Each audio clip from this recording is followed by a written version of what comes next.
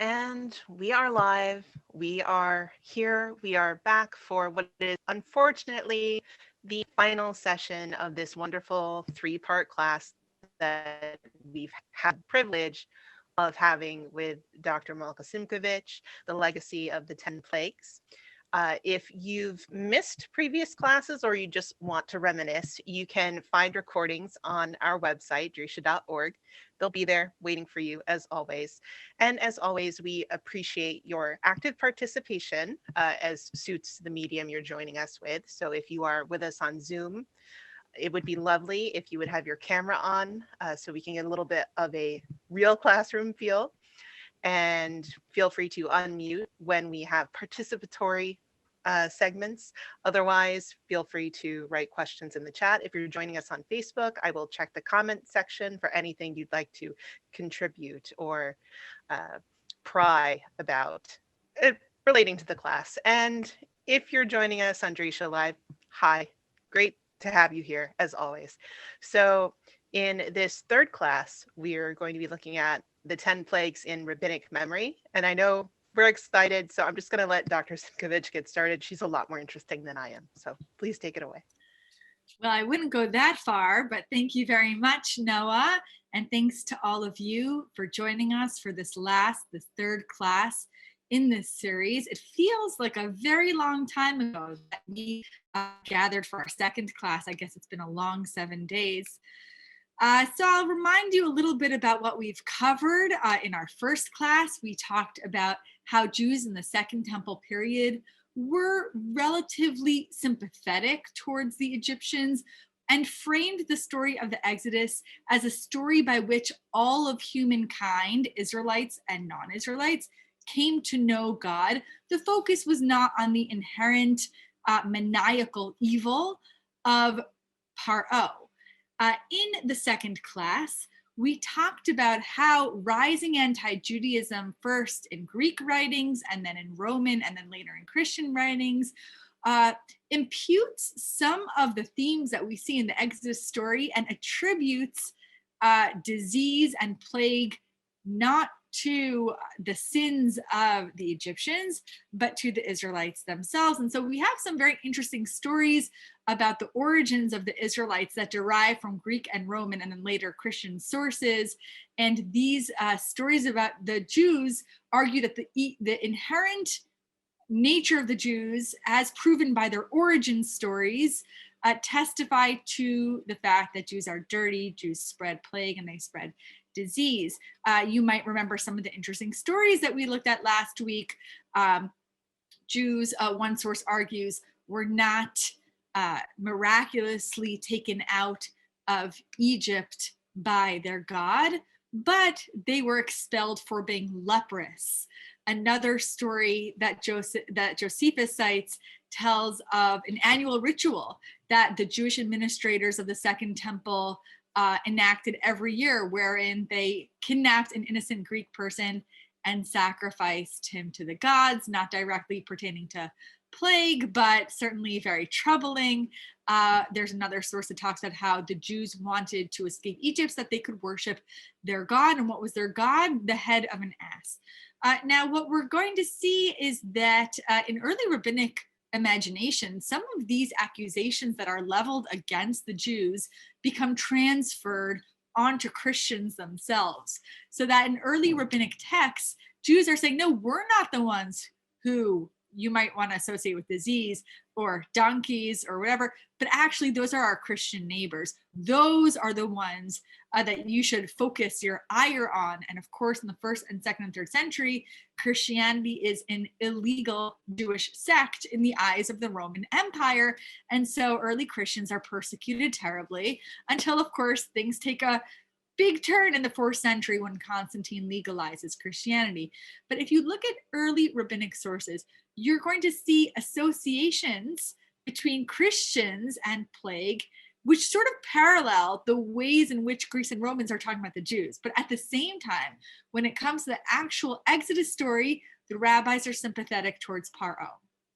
So let's see how this all plays out. I'm going to share my screen. I have a lot of sources this week, and I don't expect to cover all of this. So we're just going to see how it goes. We'll see how it goes. I do not see that I can share. Hold on one second. Oh, there we go. Okay, great. Now I can share. Okay. Hold on one second. This is going to take me a minute, and I appreciate your patience. Okay. Okay, now you should see rabbinic associations, ... Okay, wonderful. So I just have a couple of sources here that I think are very interesting, because the way in which, there are very few allusions in rabbinic literature to Christianity, and most of them are not explicit references, but actually allusions. I use that word intentionally because most of the rabbinic texts about Christianity are implicit rather than explicit. So I want to point you to this interesting document in the Babylonian Talmud in Sanhedrin 103a. I think we're going to look at the English, but I've included the original Hebrew and Aramaic over here. So the subject is the interpretation of a psalm, and the psalm, Psalm 91, has a strange verse, an opaque verse that requires illumination. And the phrase, you might know this from the liturgy, from Jewish liturgy, lo te'una alecha ra'ah v'nega lo yikrab bo alecha. Okay, so no evil shall befall you, nor shall any plague come near your tent. The question that the rabbis ask, what does this mean? What kind of evil? What kind of plague? And actually, I didn't include on the source sheet all of the possibilities that are offered, because I want to draw your attention to one possibility in particular. How might nega lo yikrab bo alecha be translated? May no plague approach or come near to your tent. How might it be translated? Well, one possibility is you will not have, this is very strange, you will not have a child or student, ben o talmid, who overcooks his food in public. And then in some manuscripts, there is an additional explanatory phrase such as Yeshu the Notzri, Jesus the Nazarene. So what does this mean? First of all, how do you get from here to there? Why would this phrase have anything to do with Jesus? And second of all, what in the world does it mean to overcook your food in public? Like, I've overcooked my food in private, but never in public. What could that possibly mean? So I actually came across a really interesting little translation by a Protestant scholar. He didn't write this in 2007. This is a reprint from many decades. I think he's an early 20th century scholar, but what he says here is correct. He connects this passage to Brachot 34a. In which the Talmud says, he who goes before the ark, right, in the synagogue, he who is invited to maybe to read from the Torah or to pray in front of a congregation, if he's invited to do so, at first he should refuse, right? Like, you shouldn't be so overeager to go to the front of the synagogue and run services or recite the Torah. Now, but he who does not refuse, who just eagerly runs, I want to be there, I want to lead, I want to be the focus, and the big kahuna, I don't know what the phrase is like food without salt. But if you refuse too much, you are overcooked food. You are like food of which the salt has burned or spoiled it. So in other words, someone who refuses too much, I can't do this, I'm not going to do this, I will not lead the congregation in prayer, they're open to the suspicion of heresy. Methinks the man doth protest too much. Why are you absolutely refusing to lead services? Could it be because your heart's not in it, because you don't believe it, because you're a heretic? Right? And he's like food who's spoiled or burned by too much salt. And so if you applied this metaphor that he who refuses to lead the congregation in prayer is possibly a heretic, that is, he's overspoiled, maybe the metaphor here is with too much philosophical knowledge. I'm not sure to what extent we want to develop this metaphor, but if you put it back into this passage, the child or student who overcooks who overcooks his food in public, and I think it's very significant, barabim, causing the rabbis and the scholars humiliation, drawing them into public disputation in synagogue spaces, which is exactly what Jesus does. He goes to synagogue Saturday morning, Shabbat morning, and he debates the Pharisees in synagogue. This is all preserved in the New Testament. And he's kicked out of the synagogue, aposynagogos, the fourth gospel tells us, the Gospel of John tells us.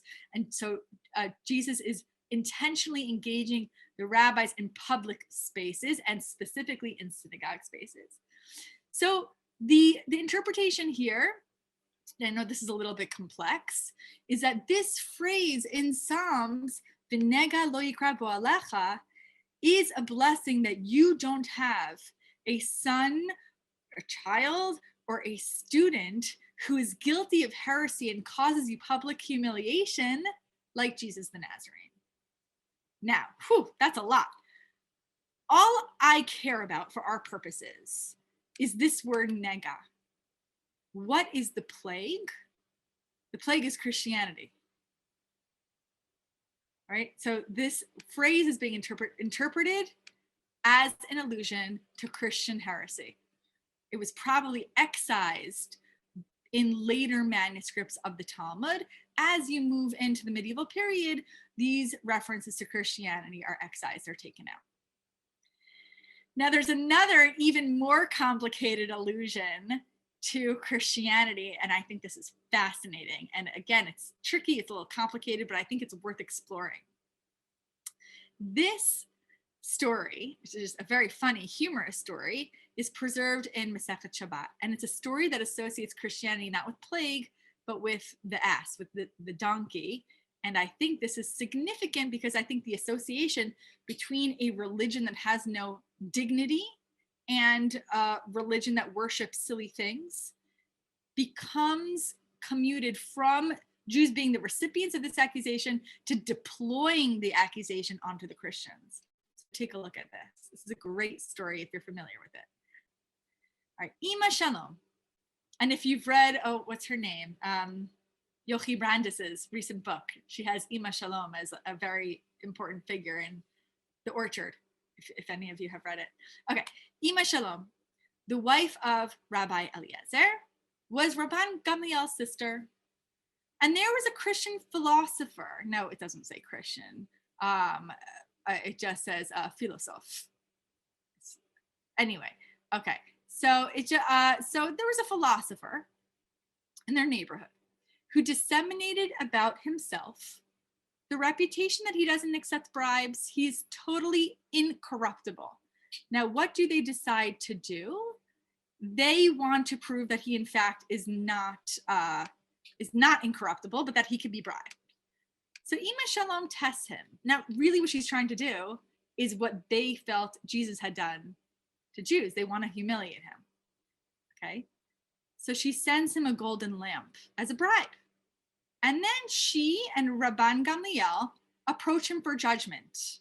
Now, again, they're mocking him. She sends him a lamp, and then they go to him for judgment. And she's thinking, I'm going to get him to judge in my favor. So she says to the philosopher, here's the query. Here's the legal dispute. I want to share in the inheritance of my father's estate. And he says, it's not totally in her favor, but it is a little bit in her favor. He says, okay, divide it, split it down the middle. Presumably because she had sent him this lamp. But Rabban Gamliel says, no, we don't divide it in half. That's not how it goes. I get all of it. It's written in our Torah. In a situation where there's a son, the daughter does not inherit. Now, Gamliel knows that his sister has sent the lamp, but the philosopher does not know that Gamliel's in on the joke, right? They're testing him together. Okay, so the philosopher's like, well, he's going to rule in her favor because he got this lamp, right? So he's like, no, your Torah does not apply anymore. Since the day you were exiled from your land, the Torah of Moshe was taken away, and this is a great phrase, Avon Gilyon, the scroll of sin, which is a great pun on the evangelization, right? The teaching, the evangelizing, right? So it's Avon Gilyon, the rabbis take that Greek word and they turn it into the scroll of sin. It's just so great. Okay. So since you were exiled, that covenant is taken away and it was replaced with the Avon Gilyon. And in the Avon Gilyon, it says, a son and a daughter shall inherit alike. So he rules in favor of Ima Shalom. But again, it's really because of the lamb. All right, so they go home. The next day, Rabban Gamliel sends him a bribe, sends the philosopher a second bribe, right? So the first bribe is from Ima Shalom. The second bribe is from her brother, Gamliel. And the bribe is a donkey, but maybe a fancy donkey from Libya. I don't know if Libyan donkeys were special, but okay. Then they go back to him for judgment, right? And they're like, okay, once again, we're disputing this inheritance. Ima Shalom does not accept yesterday's ruling. We're coming back to you again. Like, what's the deal? So he says, you know what? No, sorry, not Ima Shalom did accept the bribe. It was in her favor. Gamliel doesn't accept the bribe because he wants more than half. So he says, okay, you know what? Now he has the donkey, so he wants to rule in Gamliel's favor. I proceeded to the end of the Evangelion, and there it says, and this is a direct line from, I believe it's Gospel of Matthew, but one of the Synoptic Gospels, Jesus says, I've come not to abolish the law and the prophets.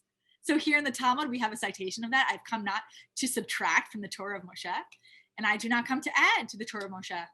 And so if it's written in the Torah that a daughter doesn't inherit, I have to honor that. So I'm sorry, Ima Shalom, I can't split the inheritance in half. I have to give the entire inheritance to your brother. Okay, because now he has gotten presumably a better bribe from Gamliel. He has a better bribe, so he's got to rule in his favor. Everybody with me? It's like tricky, but all of this you could sort of put to the side because the most important part of the story is the end, where Ima Shalom mocks this philosopher, and she says, may your light shine like a lamp. Like winking to him, like, I know what just happened. I had bribed you. You ruled in my favor. So you must have gotten a different bribe. Of course, she knows the whole story. And then Rabban Gamliel follows up on her mockery and says, well, the donkey came and kicked the lamp. And in that phrase, he reveals the entire episode, right? So his present kicked away her present. And in so doing, of course, this isn't so nice, right? Like they're totally mocking this philosopher who's obviously Christian, right? He's quoting the New Testament. They're totally mocking him. Is this polite behavior? No, but let's focus on the message here. It's not only that, they're revealing the fact that he's not consistent. Is the old covenant of the Jews living or is it not? Obviously, it's a live debate. I mean, until at least the 4th century with the Council of Nicaea. But what I think is significant is the choice to send him a donkey, right? Why send him a donkey? There's something that actually lacks dignity, right, in this animal, which does not have a reputation for being particularly intelligent or elegant or, sophisticated. It's a donkey. And I believe that there is some kind of symbolic association that Gamliel is arguing when he says the donkey came and kicked the lamp.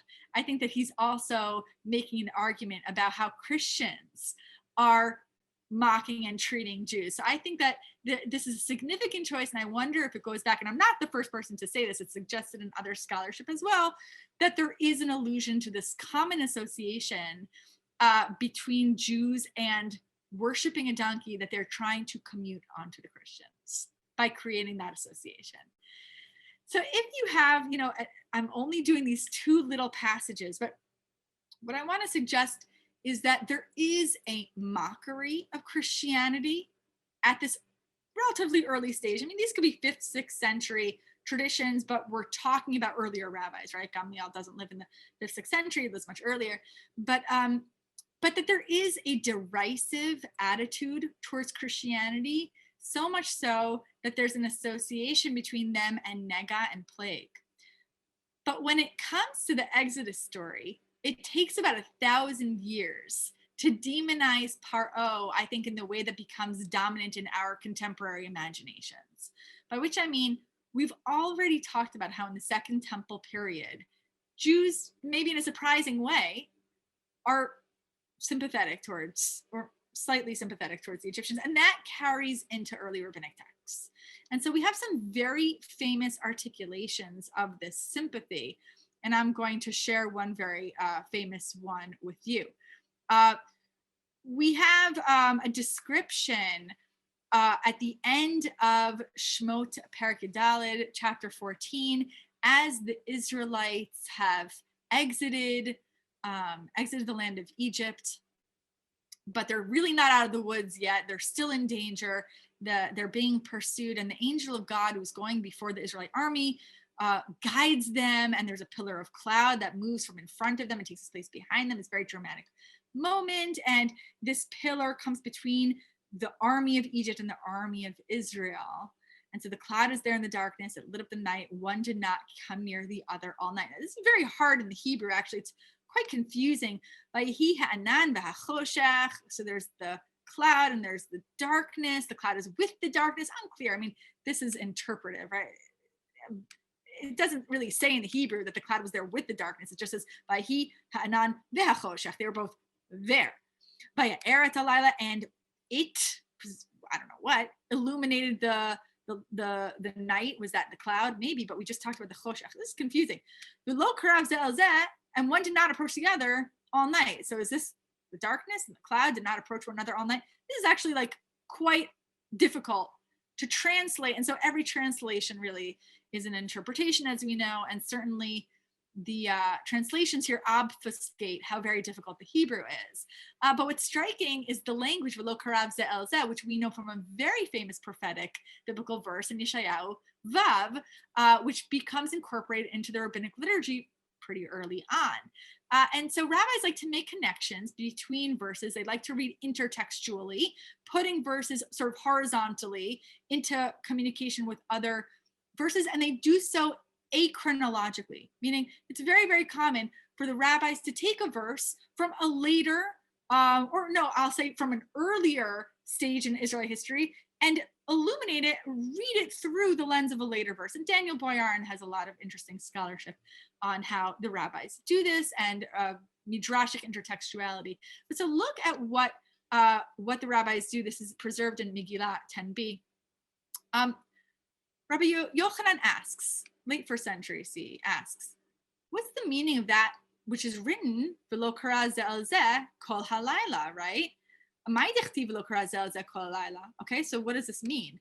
And now he's going to make a connection with this famous vision that Yeshayahu has in Perek Vav, in which he sees the ministering angels in the celestial spheres praising God, right? And if you've prayed in a synagogue, you've probably heard this prayer.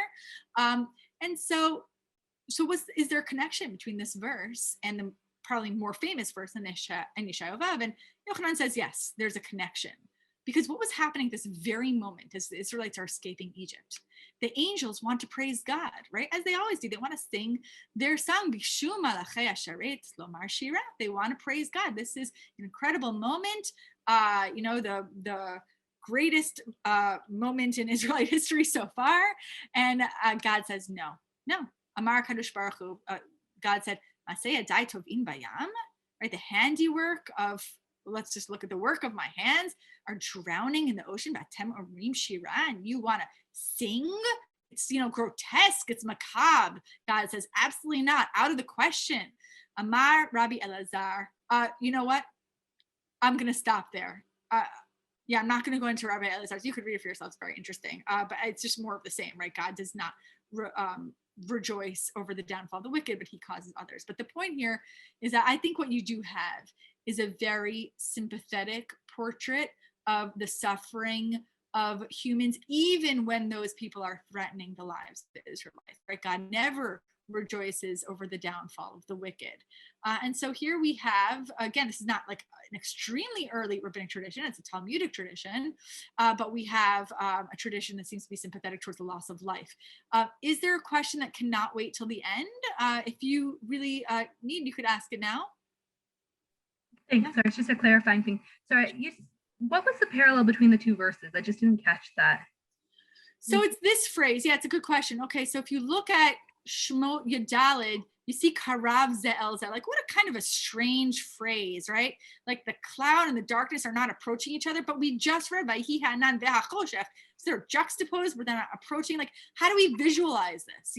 So the rabbis take this phrase karav ze el ze, and they say, oh wait, this phrase also appears in Yeshayahu Perek Vav with the ministering angels praising God. And they say, okay, this actually has nothing to do with the anan and the choshech. This doesn't have anything to do with the cloud and the darkness. This tells us something about what was going on in the celestial spheres. The angels wanted to praise God. So they're putting these two passages that have a parallel phrase in connection with one another. So why am I saying all this? I just want to emphasize, at the same time that there are rabbinic communities who are mocking Christianity, they haven't made the association between contemporary enemies and enemies of old. Whereas Greeks and Romans did do that to the Jews, right? The Jews have this ignominious origin. They derive at their earliest roots. They derive from something that just lacks dignity, that, you know, thousands of years ago, right? The Exodus is ancient, even in the 2nd century BC. It's over 1,000 years old. And so the very roots of the people are just, you know, gross, right? Not legitimate. They're not legitimate people. But the rabbis likewise take about 1,000 years to make this connection. So what I'm going to show is that by the medieval period, Paro becomes an enemy in a way that has resonances for the Jews' contemporary enemies. So it's a little bit of a complicated idea, but what I'm going to argue is that as Jews are accused of spreading disease in the medieval period, they, as these binaries between, or I'll say differently, as Jews are increasingly socially isolated in medieval Europe, they create a much firmer boundary between the Jewish community and everything outside of it. Ultimately, this leads to the demonization of Paro. Now, let me take you through this, okay, because I know this is a lot. Okay, so this is relatively sympathetic. I mean, it's very sympathetic, right? God does not want to sing. God does not want the angels to sing as there's human life being lost. Likewise, in the Tanchuma, very hard to date this document. In the Tanchuma, we're asked a question, okay, why is there choshech, why is there darkness? Because God shows no partiality, and he wanted to judge all people. So he brought darkness upon them because there were sinners in Israel who had Egyptian patrons and enjoyed honor and wealth, and they were unwilling to leave. So these people died. It is also very famous. It's cited by Rashi, 12th century exegete in France. So these sinful Jews die in choshech, but God does not want them to die in public before the Egyptians, because he doesn't want the Egyptians to think that there is this cosmic similarity between the Egyptians and the Israelites. God said, if I bring a plague upon these sinful Jews in broad daylight from which they will die, the Egyptians will say, just as it passed over us, it passed over them. So this Midrash is arguing for Jewish exceptionalism, while at the same time arguing that God judges all humankind equally. I think this Midrash wants to have its cake and eat it too, right? On the one hand, God is judging everyone equally, and so the sinful Israelites have to die. And yet it's done in private because God forbid the Egyptians should say that God doesn't have a special place in his heart, kivyachol, for the Israelites. Now, this could be representative of a turning point that brings us into a much darker representation of the Egyptians. And this very dark representation of the Egyptians, I think, first appears in early piyut, in early medieval poetry, which depicts Egypt and Paro as inherently evil and as a sort of metaphysical enemy, an existential enemy of the Jewish people. And there's a poem written in Aramaic, probably from the 9th or 10th century, that I want to direct your attention to. It's part of a collection of poems called Shirat B'nai Ma'arava. And I want to, I'll send this to anybody who's interested, but I'm going to look at the translation. Early medieval piyut. Go, Moses, from the heavens descend to my children. Though I intend to rescue all the people, to you shall I be manifest all the miracles. For lo, the image of your ancestor is graven on my throne. If Paro should refuse to release my children, if he fails to defeat the name of the living one, if he should cast my babes into the river, I will seek reckoning from him, just as he sought from my children. If he acts the tyrant, if he sits and enslaves them, all his firstborn I will murder. And so in this Shira, God and Paro are sort of cosmic enemies. It's almost Gnostic in a way, this idea in early Christianity that you have forces of evil that are fighting forces of good all the time. And Paro becomes a representation of that force of evil that's constantly threatening the people. And in another early piyut, you see it even more strongly, this representation of Paro as being desirous of the annihilation of all Israelites. Here, Paro is not named. He's the oyev. He's the enemy. Now, you don't see depictions of Paro like this in earlier rabbinic literature. I don't know of it. This seems new. The enemy says, I'll hitch my chariot with sword unsurpassed. Go forth the heroes waging war. The enemy said, hurry after my slaves. 210 years were they under my head, but now they have fled for my enslavement. The enemy said, fill your hands with their belongings, slaughter their menfolk, defile their women. The enemy said, bloody work shall be done. Their face is erased from beneath the heavens. Here, Paro wants to annihilate all Jews, all of Judaism. This goes well beyond the story of the Exodus. In the story of Shemot, Paro does not want, and I hate to be so sort of casual about it, but Paro does not want the economic disaster that will surely ensue if he loses his slaves, right? Paro is not trying to murder every Israelite. I'm not sympathetic to Paro, but Paro is not trying to annihilate all the people of Israel. Paro wants slaves because, sadly, economies depend on, well, not everyone certainly, but historically, this was his economic sort of foundation. But here we have something new. Paro wants to erase the faces of the Jews from beneath the heavens. The enemy says, act murderously against them. Let my nobles divide their spoils. Give every individual over to destruction. And the piyut ends, it's actually very beautiful. You see how every stanza starts with Amar Oyev, Amar Oyev, Amar Oyev. And the last line, but Amar Moshe, O shepherd of Israel, give ear. Ro'eh Yisrael ha'azina noheg kitson Yosef, Yosef ha'kruvim. Hofia, O shepherd of Israel, give ear. You who lead Joseph like a flock. You who are enthroned on the kruvim. Shine forth. And so the end of the piyut ends with God sort of manifesting himself at the call of Moses to save the people. The enemy talks and talks and talks and talks and talks and talks. And all Moses has to say is, God of Israel, Hophia, shine forth. And God's like, here I am. So it's just, the contrast between the enemy jabbering on about everything he's going to do to annihilate the Jews. None of it comes to fruition. Now, as we move into later medieval midrashic traditions, we just see an increasingly caricatured portrait of Paro that I don't think we see in early midrash. And Shemot Rabbah, which is a medieval collection of midrashic traditions on Exodus, we have Paro laughing at Moses and Aaron, screeching at them like a chicken. These are the signs of your God. When they bring their, when Moshe and Aaron throw their staff onto the ground and it turns into a snake, they say, the way of the world is for people to ply their wares in a place that needs them. I wonder if anyone's ever written on whether Midrash here is using Shakespeare, right? It's like bringing some fish to, what's that place? Somebody needs to unmute. It's like, what's the Shakespearean phrase? It's like bringing fish to the fish town. Like coal to Newcastle. Yeah.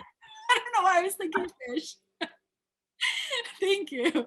Right. So this midrash seems to imitate fish. I don't know. It's because fish is in the midrash. That's why I was thinking fish. These are the signs of your God. The way of the world is for people to ply their wares in a place that needs them. Nobody brings fish broth to Spain, fish to Akko. All these places have fish. That's why I was thinking fish. Do you not know that all the sorcerers are under my dominion? Like, you fools, you're doing these tricks that we've all mastered. All the magicians in Egypt can do what you just did. And he's screeching at them like a chicken, humiliating them. Again, we have this theme that we keep saying over and over, this public humiliation. Now, it was in earlier rabbinic documents applied to Christians to condemn them. And now we see Paro seeking to publicly humiliate the Israelites. And I am not going to do a lot of this, but I want you to see just to what extent these stories are explicated. Because if you remember from our first class, a lot of the Second Temple retellings of Sefer Shemot really skimp on the Exodus story. There's a lack of comfort. And remember that a lot of these exegetes, a lot of these biblical interpreters are living in Alexandria. They're living in Egypt, and they're quite comfortable integrating to a degree into their host empire. And there are other Judean texts, like Pseudo-Philo, for instance, who simply are not comfortable with the story of the plagues, and they don't dwell on the story. But by the medieval period, it's a story that is seen as being rich with meaning, mind for detail. And again, I'm happy to send all this to you, but we have so much explication of the plagues in Shemot Rabbah. And over, Paro is demonized as an enemy of God, as an enemy of the Jewish people. When the middle of the night arrived, God killed all the firstborn. Concerning those that were placed in the house of the Jews, God would skip between the Jews and the Egyptians and take the soul of the Egyptian, leave the soul of the Jew. And the Jew would wake up and find the Egyptian dead among all the Jews who were alive. As it is said, I will skip over you, and there will not be a plague among you, the Jews, the Israelites. The Jews then began to say, at midnight I arise to praise you. Now, remember the earlier rabbinic tradition where God says, no, you don't praise me, right? When there's a loss of human life, of course, he's talking to angels, he's not talking to people. But when there's a loss of human life, God is not to be praised. Now, in this much later rabbinic tradition, it seems like a perfectly wonderful thing to praise God when the enemies of the people meet their just demise. But look at that contrast. This is not interrogated. This is just a wonderful story about how the people are saved from this plague and consequently praise God. It seems to be in some conflict with this earlier tradition. You don't praise God when there's a loss of life.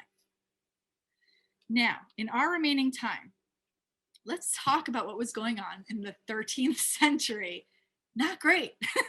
So I'm not a medieval historian, but I'm going to share some sources with you, and I'm even going to do some show and tell.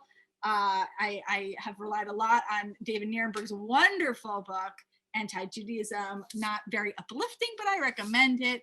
I don't directly allude to it, but I'm very influenced by Jim Carroll's book, Constantine's Sword. These are also like giant books, but if you have a lot of time, and they're very readable. And I've also used Marcus's Jew in the Medieval World, his source book. And I'm just telling you this because, again, I'm not a medieval historian.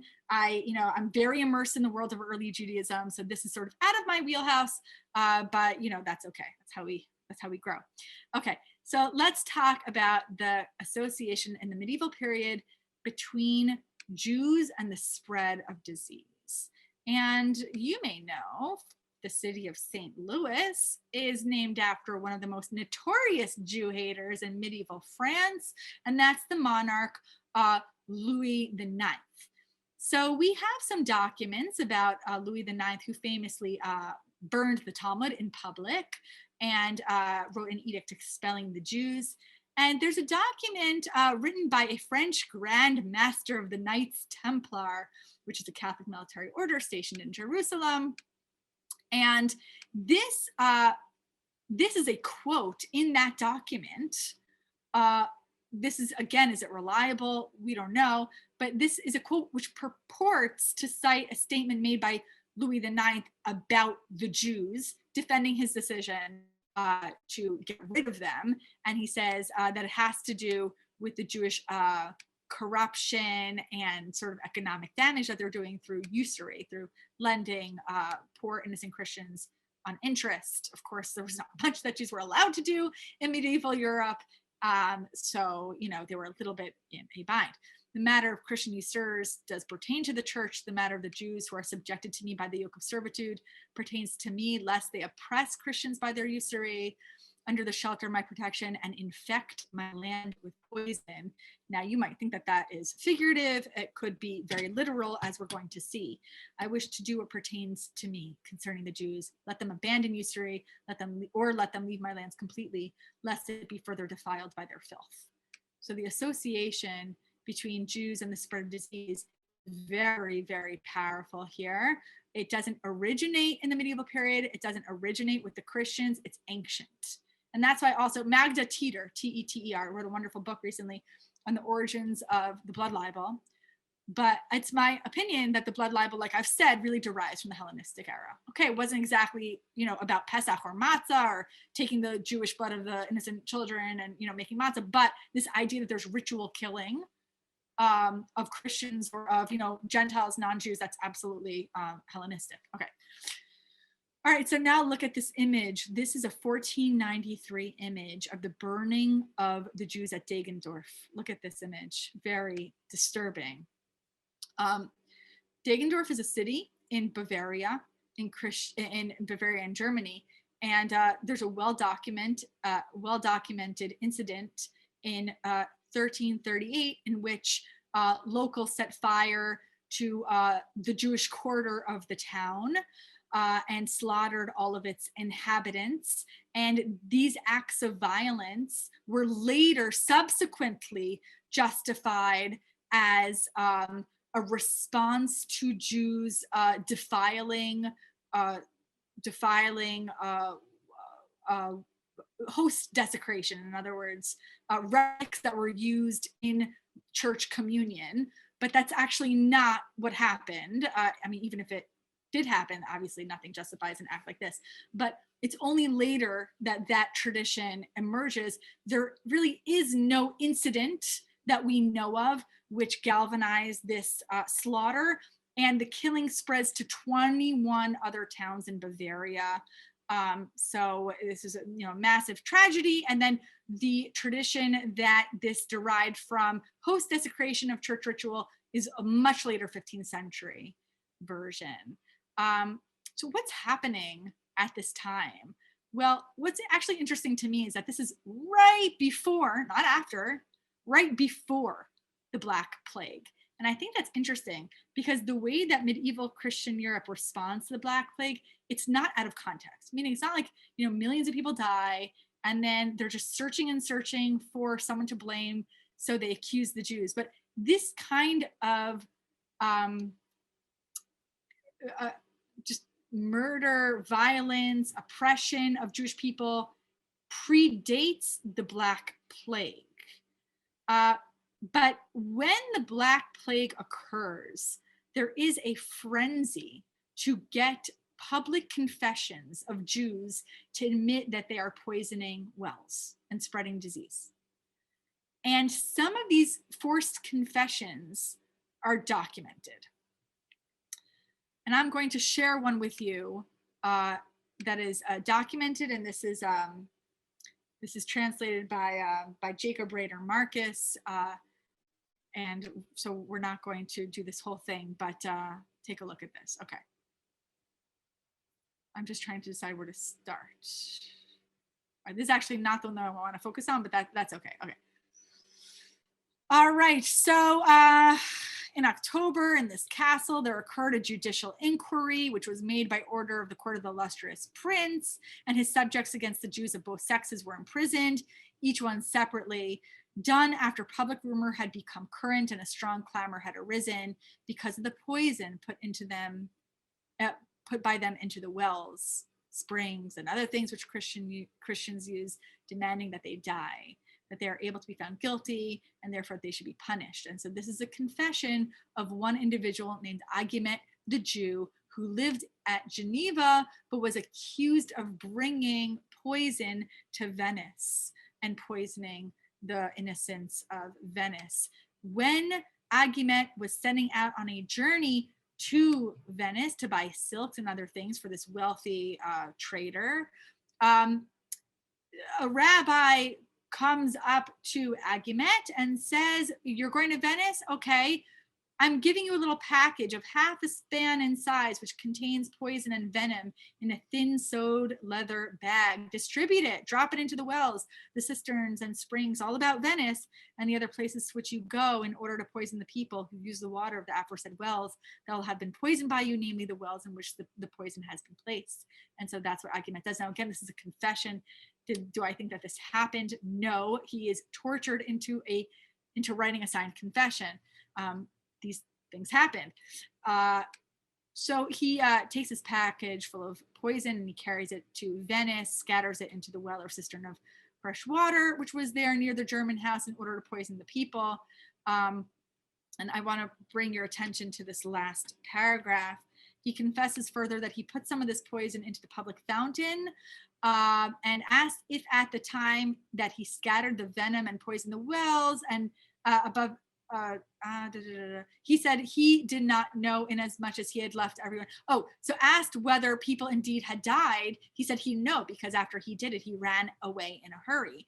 Asked if any of the Jews of those places were guilty in this matter. He said he did not know. So that's not much of a confession, right? If you don't know if anyone's been killed and you don't know anyone who's in the plot, I mean, he just doesn't. He says what he needs to say, but he's not going to implicate innocent Jews to go down with him. Now, by all that which is contained in the 5 books of Moses, they make him swear on his own scriptures. He declares that this is true. He was in no way lying, no matter what might happen to him. We have from this same archival history an account of what happens to the Jews of Strasbourg who are by force brought into their synagogue, and the synagogue is set on fire. It's a very famous incident, and they're accused of spreading plague. I don't want to focus on this actually, but like I said, I'm happy to send you the source. Do I want to do this? An oath taken by Jews. Oh, that's so interesting. Okay. No, I want to go on. Okay. There is an epitaph discovered in Toledo, Spain, dating to the time of the Black Plague, commemorating the death of a child who has died from the plague, a Jewish child. And it's so poignant that I want to share it with you. This stone is a memorial that a later generation may know that beneath it lies hidden a pleasant bud, a cherished child, perfect in knowledge, a reader of the Bible, a student of the Mishnah and the Gemara, learned from his father what his father learned from his teachers, the statutes of God and his laws. Though only 15 years in age, he was like a man of 80 in knowledge, more blessed than all sons. Asher, may he rest in paradise, the son of Yosef ben Turiel, may God comfort him, died of the plague, and there's the date. But a few months before his death, he established his home, he got married. But yesternight, the joyous voice of the bride and groom was turned to the voice of wailing. Fathers left sad and aching. May the God of heaven grant him comfort and send another child to restore his soul. This is very beautiful. Now, traditionally, scholars have thought maybe Jews did not die as much in the Black Plague because they washed their hands more or they adhered more to, what we would call hygiene. But I actually just read a very interesting article in the Jewish Review of Books. I don't know if you read it, but they said that it also could be that there was some genetic, that there was a gene that, or an antibody that Jews had that made them resistant to this particular strain. There's been some medical research being done that maybe there was a biological antibody or resistance that Jews had. We really don't know. But what we know is that Jews died from the plague and they suffered horribly from the plague. Wasn't the same percentage of Jews who died as Christians. So maybe not, but they certainly did suffer greatly. Okay. I want to skip things because I want to do some fun things. This is the end of this 3-part series. And now I'm going to do some picture time because I think it's very important to put literary evidence into conversation with material evidence. Again, just as I'm not a medieval scholar, I'm not an art historian, but it's very fun, and I'm not an archaeologist, but it's very fun to look at material culture and put it into conversation with literary history. So what I've tried to do is show you that early rabbinic texts seem to be sympathetic to the Egyptians and to Paro, even as they're mocking and humiliating Christians. But by the medieval period, there's incredible antagonism towards Paro. And I think that's because Paro is a stand-in for the enemy, whether the enemy is Christian and contemporary or the enemy is ancient and Egyptian, the enemy is an existential threat. And so there's this real antagonism in the medieval period that you see, and it's happening as Jews are being horribly oppressed in a way that they've never experienced. Does the material culture parallel this trend? So I want to show you a fascinating synagogue from the 3rd century known as Dura Europos in modern day Syria. Okay, that doesn't look that interesting, right? Like, how do I know where anything is? That's a synagogue. It could be like a hotel for all I know.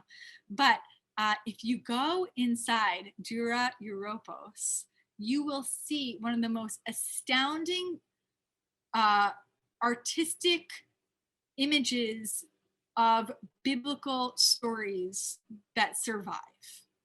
And you can read all about this easily online, but each of those squares retells a famous story in the Hebrew Bible. And so, for example, if we were to zoom in, we would see, look at that.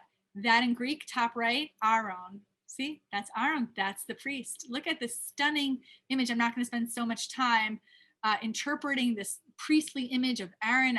Is he at the temple? Is he at the tabernacle? Obviously, Aaron really wasn't at the temple, but there is some sort of priestly temple imagery here. People bringing sacrifices to the priest. It's obviously it's the tabernacle, but it looks like the temple. That's okay. So you see the parochet, right? You see the altar, you see the ark, you see the menorah. I mean, this is just mind-blowing. 3rd century, incredible. This has nothing to do with the plagues, but I thought it was cool. But look at this image. This image, so obvious what it is, right? This is the daughter of Paro discovering baby Moses. And look, she takes him from the little beautiful ark that his mother had made. And all the Egyptian women are fascinated. What's happening here? Why is Bat Paro, who's bathing in the river, coming out with this Israelite baby? They're curious, right? These women do not look like they're sort of evil, maniacal plotters. They're just curious, what's happening? Tell us what's going on. And Bat Paro says, I have this baby and I'm going to take him home and I'm going to care for him, right? Seems to be very, very sort of tranquil and placid and, poignant even. This is another image from Dura Europos where you see the moment at which the Egyptians pursue the Israelites and are drowned in the sea. Now, these arms are probably the arms of heaven, the outstretched arms of God, and Moses with the staff, and Aaron. Well, actually, I don't know. Would Aaron be the taller one? At first, I thought the one on the left was Moses, but the one on the right has a staff, so that would be Moses. So I'm not sure. But this is, again, there's a lot of detail here. You could see the fish in the Nile. Maybe they're all dead because of the plague of blood. But again, you don't see Paro. You don't see Paro sort of being villainous, right? Just like you didn't see any other female member of the court being villainous. The focus here is on the outstretched arm of God and the salvation. So look at that. It's pretty incredible. This is much harder to see, but you could see the doorposts, maybe the angels passing over the doors of the Israelites. Okay, now look at, this is just unbelievable. And you can see these images online, and there are many, many, many others that you could see as well, of varying quality based on their level of decay and where they are in the room. Okay. Now look at this 14th century Haggadah, very famous Haggadah, the Golden Hakkada. And I want to wrap up because I want to make sure we have time to talk.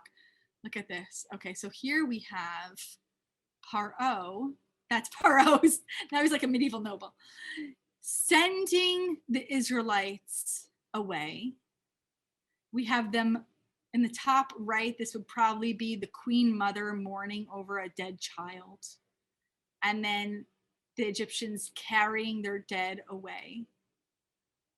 We have over here the Egyptians drowning, right? Pursuing the Israelites and drowning.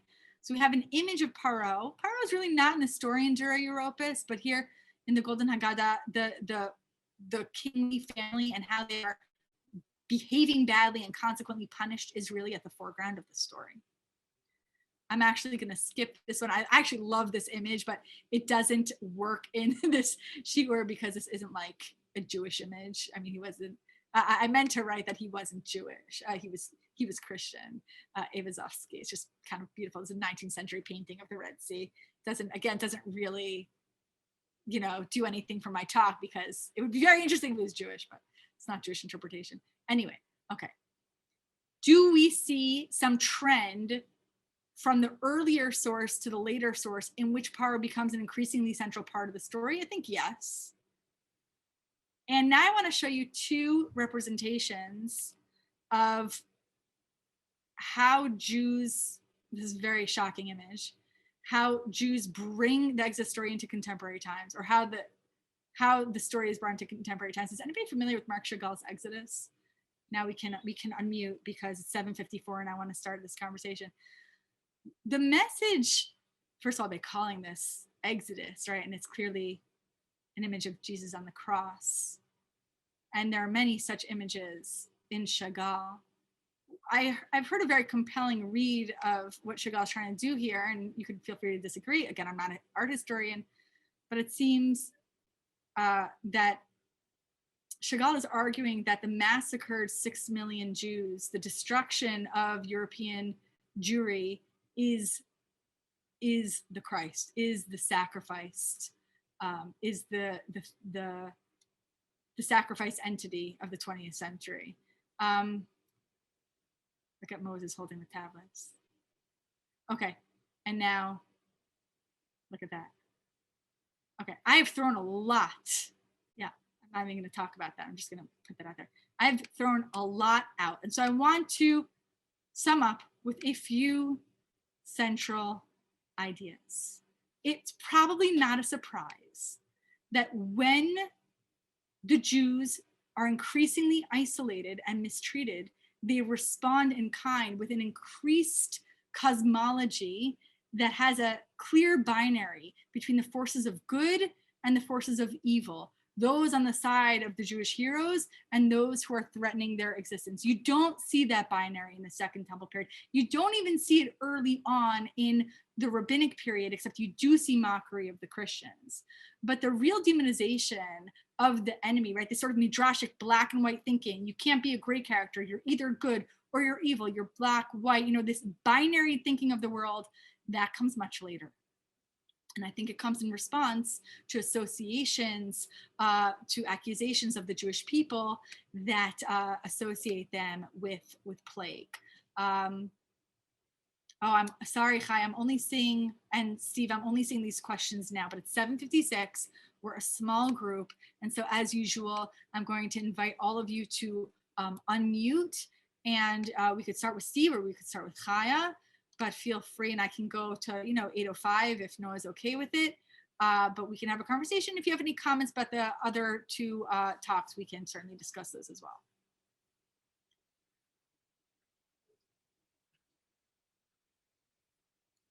Any a couple of people Do actually. we know when the your next Chaya. Haggadahs started vilifying Pharaoh? Vilifying Pharaoh. I think you'd have to look at what I don't know what passage you're referring to, right? Well, now Pharaoh is the villain of all the Haggadahs, no matter who wrote them. But do we know when that started? Do we know when the So I guess the question is, does the Haggadah vilify Paro? Yeah, I think he does. I think it does. So I think we'd have to look at the source. I think we have to look at the source, right? Because I think there's a difference between saying God saved the Israelites, right? God saved us and created a covenantal relationship and fostered and nurtured this unique relationship. And certainly I think that there is that theme in the Haggadah, but I don't know if the focus, well, I guess the passage about how many plagues there were, that'd be very interesting, and I don't know when to date that. But I do have a Haggadah that has the dates. I could look that up for you. And I think it's probably, yeah, I think it's pre-medieval. I just don't know what the date is. Okay, thank you. Yeah, it's earlier rabbinic, yeah. A couple of people accidentally sent their questions directly to me instead of to the chat. So maybe I'll just read them to you, because I think I had been the last person to write something. So when they tried to send it to the chat, it came to me.